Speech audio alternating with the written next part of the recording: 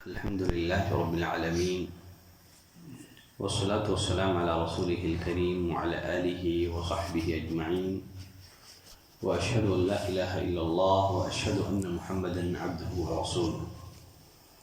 أعوذ بالله من الشيطان الرجيم من همزه ونفخه ونفثه. وإن خفتم ألا تقسطوا في اليتامى فانكحوا ما طاب لكم من النساء مثنى وثلاث ورباع فإن خفتم ألا تعدلوا فواحدة أو ما ملكت أيمانكم ذلك أدنى ألا تعولوا. اس آیت میں اللہ نے فرمایا اگر تمہیں ڈر ہے کہ یتیم لڑکیوں سے نکاح کر کے تم انصاف نہ رکھ سکو گے تو اور عورتوں میں سے جو بھی تمہیں اچھی لگے تم ان سے نکاح کر لو. اس آیت کریمہ کے شان نزول میں عروہ بن زبیر کے ایک سوال کے جواب میں سید عائشہ رضی اللہ تعالی عنہ فرماتی ہیں بعض یتیم لڑکیاں اپنے چچا زاد بھائی کی پرورش میں ہوتی، اس کی زیر کفالت میں ہوتی. وہ مالدار بھی ہوتی تھی، خوبصورت بھی ہوتی تھی. ان کے مال اور حسن کی بنا پر ان کا چچا زاد بھائی ان سے نکاح کر لیتا تھا، لیکن دوسری عورتوں کی طرح نہ ان کے پورے حقوق ادا کیے جاتے، نہ ان کو ان کا حق مہر دیا جاتا تھا. اور بعض مرتبہ ایسے بھی ہوتا تھا کہ یتیم لڑکی کا سرپرست صرف مال کی وجہ سے نکاح کر لیتا تھا، لیکن چونکہ وہ طبعی طور پر اسے ناپسند ہوتی تھی اس لیے اس کے ساتھ بدتمیزی سے پیش آتا تھا. اسی بنا پر اللہ نے اس آیت کریمہ میں مسلمانوں کو تلقین فرمائی کہ اگر وہ اپنی زیر کفالت یتیم لڑکیوں سے نکاح کریں تو ان کا مہر ادا کریں اور ان کے دوسرے حقوق بھی ادا کریں. لیکن اگر انہیں ڈر ہو کہ یتیم لڑکیوں سے نکاح کر کے وہ انصاف کا برتاؤ نہیں کر سکیں گے اور لڑکیوں سے نکاح کر لیں جو انہیں پسند ہے. فنکحوا، نکاح کر لو. یقیناً نکاح انسان کی ایک فطری ضرورت بھی ہے، معاشرتی ضرورت بھی ہے اور دینی ضرورت بھی ہے. اسی لیے ایک حدیث میں نبی کریم صلی اللہ علیہ وسلم نے فرمایا کہ جب بندہ نکاح کرتا ہے تو نکاح کے ذریعے سے اپنے آدھے دین کو مکمل کرتا ہے. اس کو چاہیے کہ بقیہ آدھے دین کے سلسلے میں اللہ سے ڈرتا رہے. نکاح کے بغیر رہنا کوئی کمال نہیں ہے اور کوئی دینداری بھی نہیں ہے. عبداللہ بن مسعود رضی اللہ تعالیٰ عنہ فرماتے ہیں ایک دفعہ نبی کریم صلی اللہ علیہ وسلم نے ہم نوجوانوں سے خطاب کر کے فرمایا کہ اے نوجوانوں کی جماعت، من استطاع منکم الباءۃ فلیتزوج، جو تم میں سے نکاح کرنے کی طاقت رکھتا ہے وہ نکاح کر لے. فإنہ اغض للبصر واحسن للفرج، کیونکہ نظر کو نیچی رکھنے اور شرمگاہ کو محفوظ رکھنے کا ایک بہترین ذریعہ ہے. اگر کسی میں نکاح کرنے کی طاقت نہ ہو تو اسے روزے رکھنا چاہیے کیونکہ وہ اس کی شہوت کو ختم کر دیتا ہے. فرمایا فنکحوا، نکاح کرو ما طاب لکم. ما طاب لکم کی تفسیر میں مفسرین کے دو قول ہیں. پہلا قول یہ ہے کہ ما حل لکم، ان عورتوں سے نکاح کر لو جو تمہارے لیے حلال ہیں، اس لیے کہ ہر عورت سے نکاح نہیں ہو سکتا. مثلا جو عورت کسی مرد کے عقد نکاح میں ہو اس سے نکاح نہیں ہو سکتا. دو بہنیں ایک مرد کے نکاح میں جمع نہیں ہو سکتی.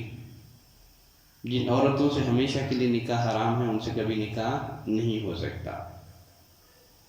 اسی طرح جو خبیث عورتیں ہیں ان سے نکاح بھی منع ہے، جیسے مشرک عورتیں، فاسق و فاجر، زانیہ، بدکار عورتیں، جیسے اللہ نے فرمایا وَلَا تَنْكِحُوا الْمُشْرِكَاتِ حَتَّى يُؤْمِنَّ، مشرک عورتوں سے نکاح نہ کرو جب تک کہ وہ ایمان نہ لے آئیں.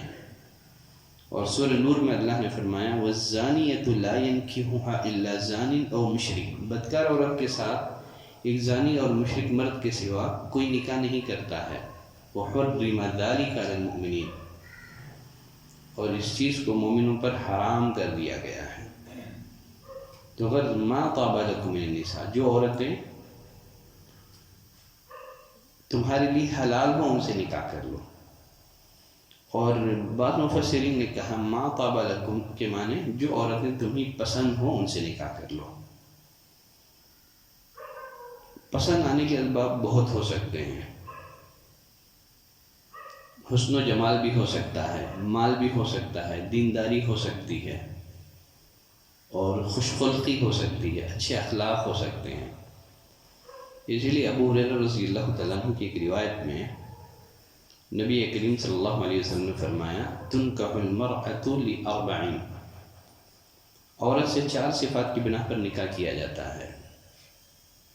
لمالہا، اس کے مال کی بنا پر، ولحسبہا، اس کے حسب اور نسب کی بنا پر، ولجمالہا، اس کی خوبصورتی کی بنا پر، ولدینہا، اس کے دین کی بنا پر.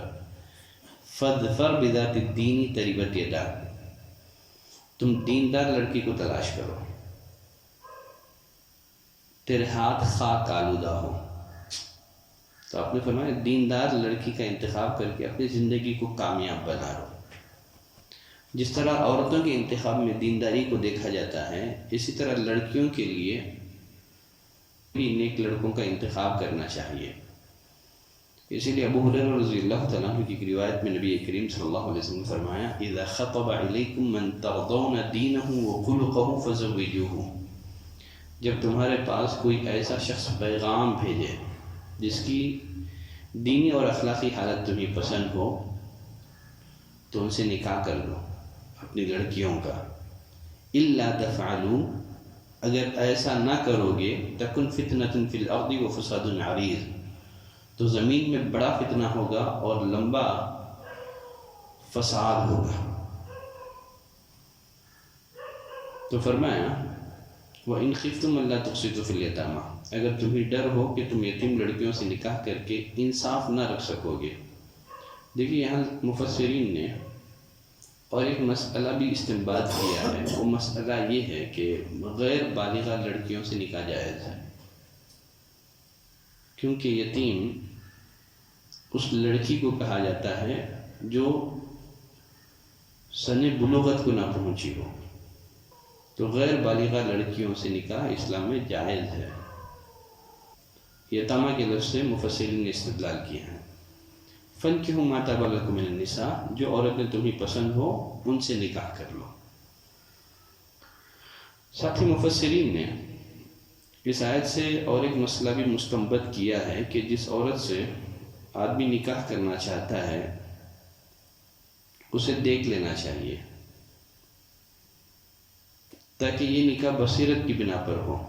جو عورتیں تمہیں پسند آئے تو پسند تبھی آئیں گی جب وہ دیکھے گا. اور خود نبی کریم صلی اللہ علیہ وسلم صحابہ کرام کو اس بات کی تاکید کیا کرتے تھے کہ تم نکاح کرنے سے قبل تھوڑا انصار کی عورتیں جو ہیں لڑکیاں ان کو دیکھ لو. بس وقت کچھ لڑکیوں کی نگاہ میں عیب ہوتا ہے، کہیں ایسا نہ ہو کہ نکاح کرنے کے بعد تمہارے اور ان کے درمیان اختلاف شروع ہو جائے. تو اسی طرح اچھی طرح سے دیکھ لو، جانچ پڑتال کر لو، دیکھنے کے بعد نکاح کر لو. بقیہ اس آیت کریمہ کی تفسیر میں اور مزید گفتگو آنے والے دروس میں آئے گی. سبحانک اللہم و بحمدک، اشہد ان لا الہ الا انت، استغفرک و اتوب الیک.